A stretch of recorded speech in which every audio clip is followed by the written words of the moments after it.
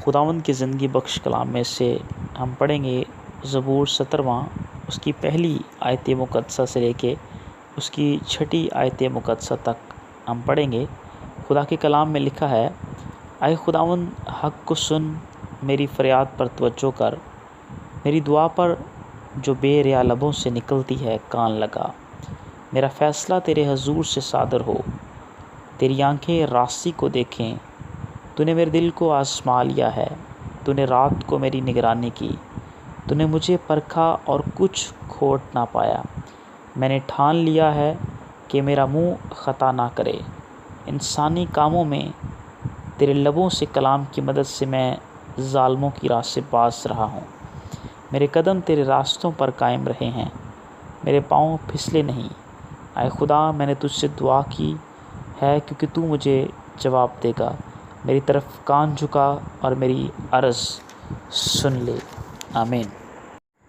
داؤد خدا سے مدد مانگتا ہے، خدا کو بطور منصف گردانتا ہے۔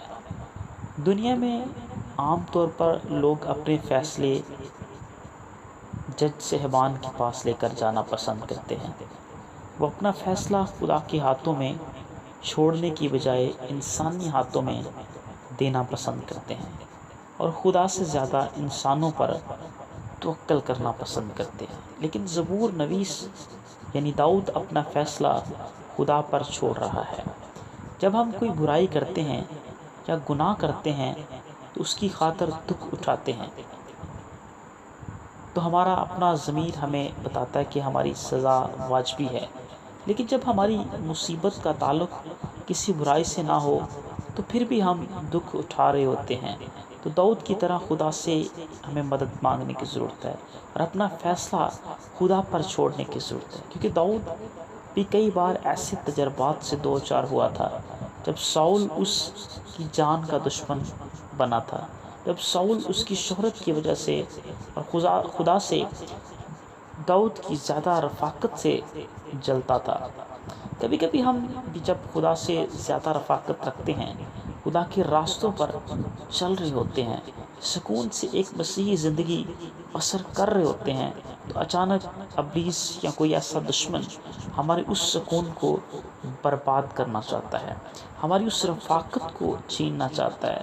تو ایسے حالات میں ہمیں ڈرنے کی ضرورت نہیں ہے، بلکہ اگر آپ بے قصور ہیں تو اپنا فیصلہ خدا پر چھوڑیں۔ مسیح نے کہا، اگر میں فیصلہ کروں تو بھی میرا فیصلہ سچا ہے، کیونکہ میں اکیلا نہیں بلکہ میں ہوں اور باپ ہے جس نے مجھے بھیجا ہے۔ یوحنا کی انجیل اس کا 8واں باب اس کی 16ویں آیت کے اندر لکھا ہے۔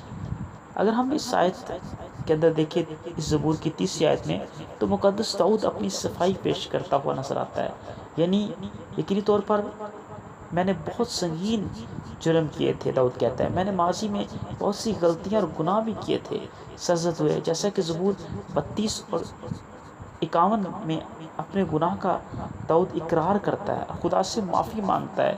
زبور 32 اور اس کی 5ویں آیت میں داؤد کہتا ہے، میں نے تیرے حضور اپنے گناہ کو مان لیا اور اپنی بدکاری کو نہ چھپایا، اور تو نے میرے گناہ کی بدی کو معاف کیا۔ داؤد یہاں پر اپنے گناہ کا اقرار کھلے طور پر کرتا ہوا نظر آتا ہے۔ وہ اپنے اس گناہ کی وجہ سے خدا کے ساتھ اپنا تعلق ختم نہیں کرنا چاہتا۔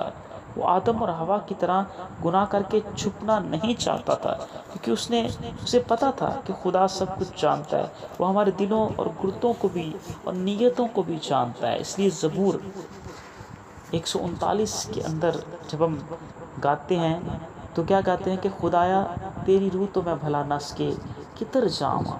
ہم بھی کبھی کبھی اندھیرے میں چھپ کر گناہ کرنا چاہتے ہیں، لیکن جب ہم کھلے طور پر خدا کے حضور اقرار کرتے ہیں، اپنے گناہوں کو مان لیتے ہیں، معافی مانگتے ہیں، تو خدا ہماری مدد کرتا ہے۔ خدا ہمیں گناہ سے نکال لیتا ہے، گناہ کو ہماری زندگی سے دور کر دیتا ہے، ہماری زندگی کو برف کی مانند سفید کر دیتا ہے۔ جب ہم خدا سے مدد مانگتے ہیں، اپنے معافی کے گناہوں کا، اپنے ماضی کے گناہوں کا اقرار کرتے ہیں، تو خدا ہمیں معاف کرتا ہے۔ ہمارے اوپر ناجائز جو مسائل آتے ہیں، مشکلات آتی ہیں، خدا ہمیں ان سے نکال لیتا ہے، کیونکہ دیکھیں داؤد نے رب پر اپنا فیصلہ چھوڑا، کسی زمینی بادشاہ کے سامنے وہ یا کسی سپریم کورٹ یا ہائی کورٹ میں اپنا فیصلہ نہیں لے کے گیا، بلکہ وہ اپنے زندہ خدا کے سامنے وہ اپنا فیصلہ جو ہے رکھتا ہے، کیونکہ اسے مکمل بھروسہ ہے کہ خدا نے اسے پرکھا ہے، کھوٹ لیا ہے، اب اس کے گناہ اب اس نے گناہ نہیں اب اس میں گناہ نہیں ہے، اب خدا اس کا فیصلہ خود کرے گا اور دشمنوں سے اسے رہائی دے گا۔ اگر ہم اپنے کسی معاملہ میں سچے ہیں تو پھر ہمیں کسی مشکل سے گزر رہے ہیں تو داؤد کی طرح اپنا فیصلہ خدا پر چھوڑنے کی ضرورت ہے ہمیں۔ آیت 5 کو دیکھیں، اس میں لکھا ہے داؤد کہتا ہے میں تیری راہوں پر چلتا رہا ہوں، تو نے میرے پاؤں کو پھسلنے نہیں دیا۔ وہ اپنی کمزوریوں کے باوجود خدا کے راستے پر چلتا رہا، تو جب وہ چلتا رہا تو اپنی قدرت خدا نے اپنی قدرت کے وسیلہ سے اس کے پاؤں کو پھسلنے نہیں دیا۔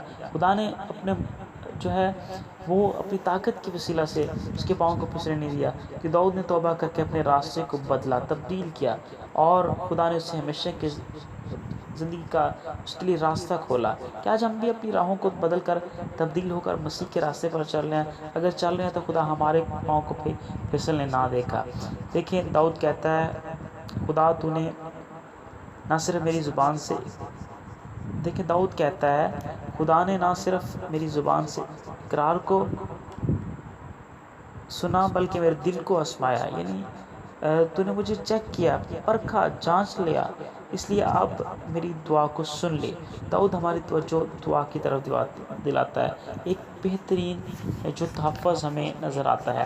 اگر آپ دیکھیں تو داؤد یقین دلا رہا ہے اور اپنا ایمان ظاہر کر رہا ہے کہ خدا اس کی سنتا ہے۔ اگر آپ بھی مشکلات سے گزر رہے ہیں تو خدا سے دعا مانگیں۔ اگر آپ مشکلات سے گزر رہے ہیں پھر آپ کو خدا سے مدد مانگنے کی ضرورت ہے، خدا پر ایمان لے کر آنے کی ضرورت ہے، کیونکہ عبرانیوں کے خط اس کے 11ویں باب کی 6 آیت کے اندر لکھا کہ بغیر ایمان کے اس کو پسند آنا ناممکن ہے۔ اس لیے خدا کے پاس آنے والوں کو ایمان لانا چاہیے کہ وہ موجود ہے اور اپنے طالبوں کو بتا دیتا ہے۔ خدا مجھے آپ کو اس کلام کے وسیلہ سے برکت دے، آمین۔